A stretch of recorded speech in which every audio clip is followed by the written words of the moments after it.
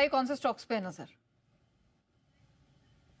JSW energy मजबूत नतीजों के बावजूद स्टॉक में तेज गिरावट आती दिखी है और सरप्राइजिंगली लोअर सर्किट पर पहुंचा है। यहाँ 10% के निचले सर्किट के आसपास ट्रेड करता हुआ दिखा। थोड़ी देर पहले जब मैंने जेएसडब्ल्यू एनर्जी को देखा था, इतनी तेज गिरावट का शिकार होता हुआ दिखा। जी हाँ, अभी भी 10% के आसपास ही नीचे ट्रेड करता हुआ दिख रहा है। तो काफ़ी तेज गिरावट हुई है। लगातार हम रीन्यूएबल कंपनियों पर और सोलर से रिलेटेड बिजनेस वाली कंपनियों पर हम लगातार आपको अलर्ट कर रहे हैं और आज भी हमने मजबूत नतीजों के बावजूद रिजल्ट रिव्यू में साफ तौर पर नहीं खरीदारी की, प्रॉफिट बुकिंग करने की और बेचने की तीनों राय दी थी। और आप देख सकते हैं नतीजा आपके सामने अब 9% नीचे है इस वक्त, और वो भी तब जबकि एक 10% का लोअर सर्किट लगाकर स्टॉक वापस रिकवर होता हुआ दिखा है। तो ये बड़ी कमजोरी वाला शेयर है एक।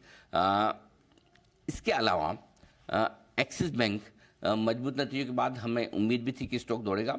हमारा अनुमान था 5% तक की तेजी बननी चाहिए और एग्जैक्टली 5-5.5% की तेजी दिखाने के बाद स्टॉक एकदम छोटी सी रेंज में, उसके बाद 3 से 5% की तेजी की रेंज में जो हमारी उम्मीद थी उसी रेंज में ट्रेड करता हुआ दिख रहा है। रिजल्ट रिव्यू में आज यहाँ पर खरीदारी की राय भी थी कि अगर फ्लैट खुले, कम गैप के साथ खुले तो खरीदें, और एक बार कम गैप के साथ खुलने के बाद थोड़ा ऊपर हुआ भी, 2.5-3% ऊपर खुला था, उसके बाद 5-5.5% तक पहुंचा भी, और बिल्कुल उसी तरह से उम्मीद के मुताबिक छोटी सी रेंज में। अब पिछले सेकंड हाफ देखिए, आधे दिन एक अच्छी तेजी हुई, उसके बाद थोड़ी सी गिरावट के बाद पूरा एक ही रेंज में वहीं पर ट्रेड करता हुआ दिख रहा है, यानी कि स्टेबल हो गया है। हिंदुस्तान जिंक तीसरा स्टॉक है जो बार बार लगातार हमारी रिकमेंडेशन लिस्ट में रहा है और मेटल्स हमारे फेवरेट भी रहे। चांदी की कीमतों में और मेटल्स की कीमतों में तेज उछाल आया है। डॉलर इंडेक्स से कमजोरी का फायदा ग्लोबली मेटल्स को मिल रहा है और इसीलिए आज फिर से हमारी रिकमेंडेशन लिस्ट में ये शेयर शामिल भी हुआ है। सुबह स्टॉक ऑफ द डे में खरीदारी की राय दी थी, वो भी तब जबकि शुक्रवार के कमजोर बाजार में 4% से ज्यादा मजबूत था। उसके बावजूद